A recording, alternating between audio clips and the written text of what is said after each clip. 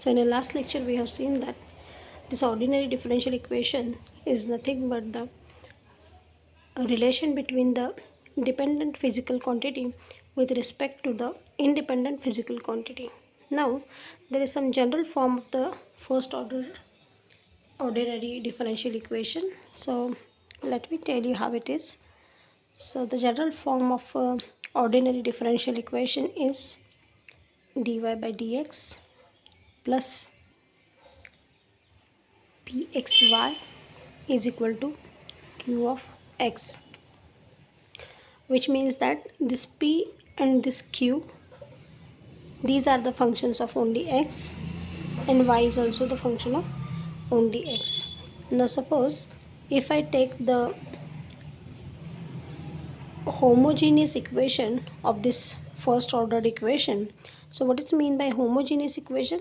If this right hand side is 0, then this equation is called as a homogeneous equation. So let me write the homogeneous equation. So plus p of x y is equal to 0. If I collect the y terms on one side and x terms on the another side,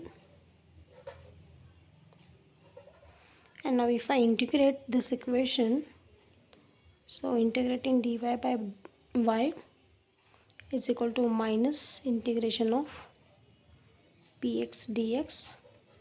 So this integration and derivative will get cancelled, and I am going to get y is equal to e raised to minus integration of px dx plus log c.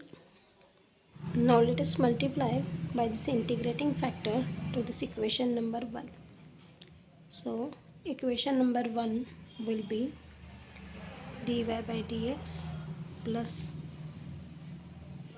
p of x into y into this integrating factor e raised to integration of px dx is equal to q of x e raised to integration of px dx.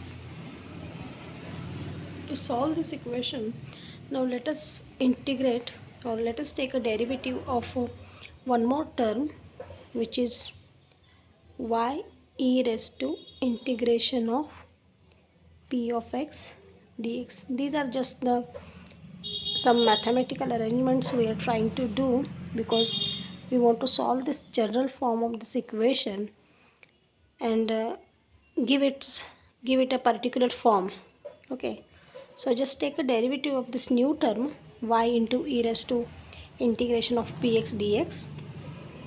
So whenever there is a derivative of the two terms which are multiplied to each other, then we will write it here like first term into derivation of the second term e raised to integration of px dx plus the second term e raised to integration of px dx into the derivative of the first term, that is dy by dx.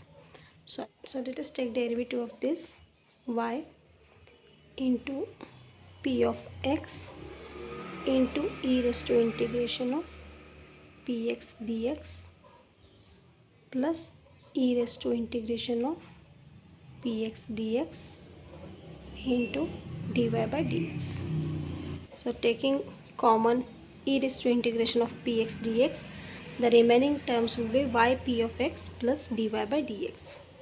Therefore, so e raised to integration of px dx into p of xy plus dy by dx is nothing but y into e raised to integration of px ds. So d by dx of y e raised to integration of px dx. So why we have done all these mathematical operations? We just want to remove the term dy by dx plus p of xy by this term. Okay, Now putting the value of this in this equation, so it will be d by dx of y e raised to integration of px dx is equal to q of x e raised to integration of px dx. Now again taking integration on the both the sides, we will get, so integration of d by dx of y e raised to integration of px dx. Now if I take this integrating factor on the right hand side, I am going to get y is equal to e raised to integration of minus p of x dx integration of q of x e raised to integration of px dx into dx plus c into e raised to minus integration of px dx minus integration of px dx. Okay, so this is in the form of y is equal to, or I can write this equation as y into some integrating factor is equal to integration of q of x into integrating factor dx plus some constant c. So this is called as the solution of the first order ordinary differential equations. This was all about the mathematical operations. So this is the general form of the first order ordinary differential equation, and the solution of the first order ordinary differential equation can be in this can be stated in this form. Okay, so which is y into integrating factor is equal to integration of q of x into if dx plus c.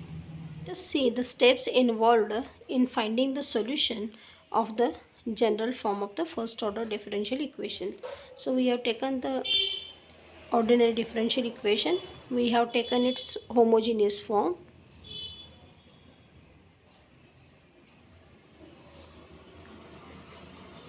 Right hand side is equal to 0, that is called as a homogeneous form.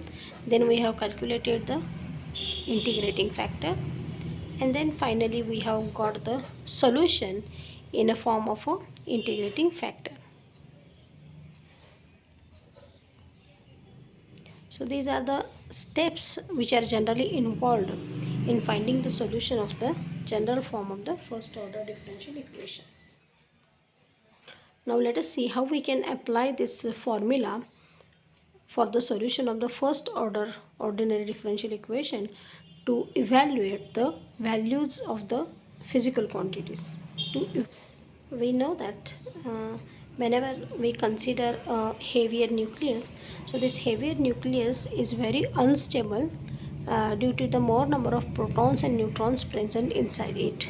Okay, so the more number of protons and neutrons are present inside the heavier nuclei. Heavier nuclei is like uranium 92. Okay, so these are called as a heavier nuclei. So this in this heavier weight nuclei, more number of protons and neutrons are present, and due to the Coulombic repulsion is there, and much more alpha, beta and gamma radiations are emitted to attain the stability by this nucleus. So this process is called as a radioactivity. We know that the radioactivity is emission of the alpha, beta and gamma rays by the heavier nuclei, and the heavier nuclei emits alpha, beta and gamma rays due to the instability of the nucleus. So the radioactivity of the element at a particular time t, or the number of radioactive atoms present at a time t, is directly proportional to the number of atoms present at that time. Okay, and this lambda is a radioactive decay or the proportionality constant, and this negative term indicates that as time increases, this number of atoms goes on decreasing. Okay, so if I want to take it in a this general form of the first order differential equation, in a radioactivity, number of atoms present at time t, or the radioactivity is directly proportional to the number of atoms present at that particular time, and the equation can be written as dn of t upon dt is equal to minus lambda into n of t, where lambda is the proportionality constant, also called as the radioactive decay. Okay, so taking the n terms and the t terms on the each side and taking it in the general form of the first order ordinary differential equation, I can write the same as dn of t upon this n of t minus lambda t. Integrating the equation on the both sides, what we get is log n is equal to minus lambda t plus c. Okay, so when you want to remove this log, I will take the equation as n is equal to n0 e raised to lambda t plus c. So which also means that I can convert this equation into this c1 e raised to minus lambda t. Now if n0 is the number of atoms present at a time t is equal to 0, I can replace this c1 by n0. Okay, and then I can write n is equal to n0 e raised to lambda t. So by using the first order general form of the first order differential equation and going by the steps which we are given previously, okay, by taking the integrating factor and taking it into the general solution form of the integrating factor, we can calculate the number of atoms which are responsible for the radioactivity. We can also calculate the radioactive decay. So this is the application. So this is how we apply the ordinary differential equations in physics.